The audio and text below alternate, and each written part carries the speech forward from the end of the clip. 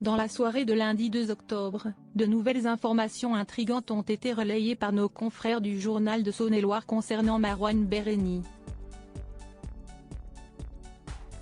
Alors qu'une enquête pour disparition inquiétante a été ouverte, le comédien pourrait en réalité se trouver en dehors de France.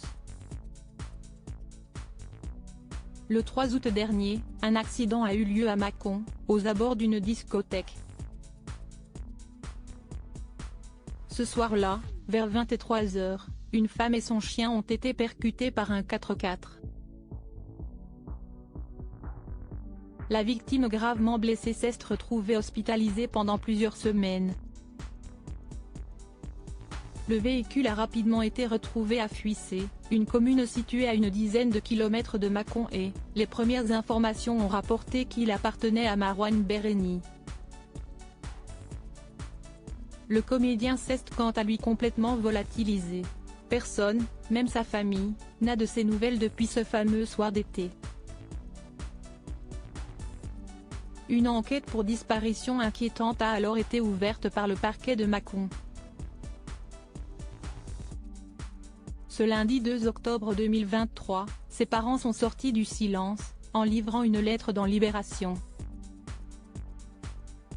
Nos confrères du journal de Saône-et-Loire semblent toutefois avoir retrouvé sa trace.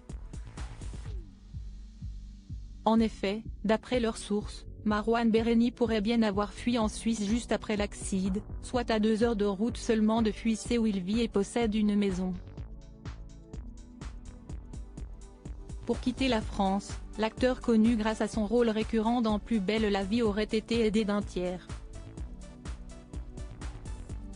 Impossible toutefois de savoir s'il se trouve toujours en Suisse, est revenu en France ou a pris la direction d'un autre pays.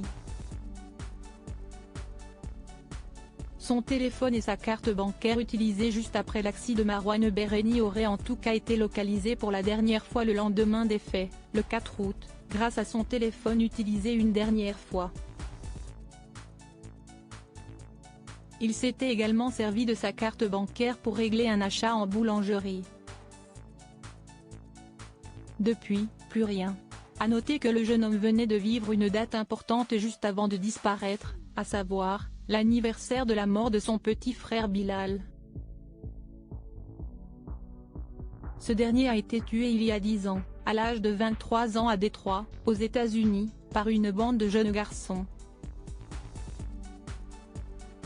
Rappelons en outre qu'une enquête contre X du chef de blessure involontaire ayant entraîné une IDE de moins de 3 mois avec délit de fuite a également été ouverte, sans qu'elle ne vise directement Marouane Béréni, dont la responsabilité dans l'accident n'a pas été prouvée.